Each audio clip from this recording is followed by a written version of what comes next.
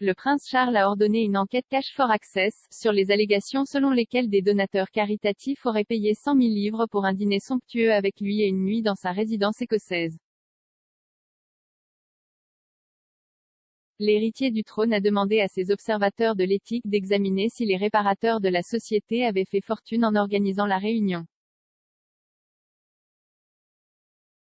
Charles, 72 ans, serait mortifié à l'idée qu'une audience privée avec lui pourrait être colportée auprès des super riches. Et sa fondation traite les allégations, très au sérieux. Les détails de l'accord d'accès royal sont contenus dans un email envoyé par un homme d'affaires Michael Wynne Parker à un donateur potentiel à l'association caritative. Monsieur Wynne Parker dirige Intracom International, organisant les présentations des clients aux personnes influentes.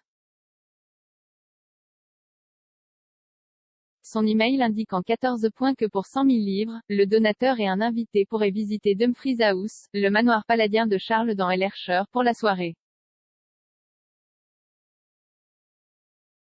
Il dit qu'il y serait emmené dans une voiture royale, visiterait la maison et les jardins du XVIIIe siècle, se rassemblerait pour prendre un verre et rencontrer Charles.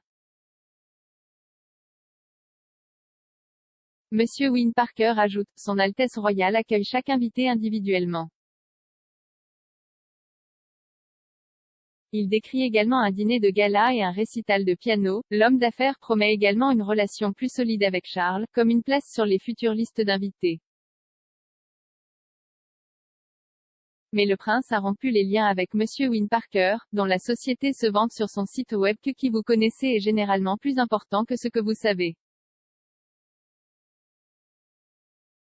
Monsieur Wynne Parker a déclaré dans le mail de novembre 2019 qu'il obtiendrait 5% des frais. Il dit également que les fonds seraient versés sur le compte du guide de la noblesse Burkus Peerage, dont le rédacteur en chef William Bortrick est nommé comme étant impliqué. Et qu'un autre fixateur reçoit 20%, un porte-parole de la Prince Foundation a déclaré que cela ne fonctionnerait plus avec M. Wynne Parker ou Monsieur Bortrick. Il a ajouté, nous n'étions au courant d'aucun gain financier recherché par ces personnes, que nous n'avons jamais payé, et avons cessé notre relation avec ces personnes.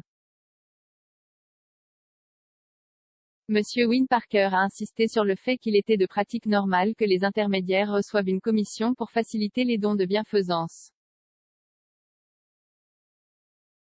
Il a dit qu'Owen lui avait dit que les fonds étaient versés sur le compte Burkus Peerage, était le véhicule, et cela arrive souvent. Monsieur Bortrick a nié avoir commis un acte répréhensible et avoir conclu un quelconque arrangement commercial avec M. Wynne Parker. Il a ajouté, j'aurais frappé le toit parce que c'est complètement inapproprié.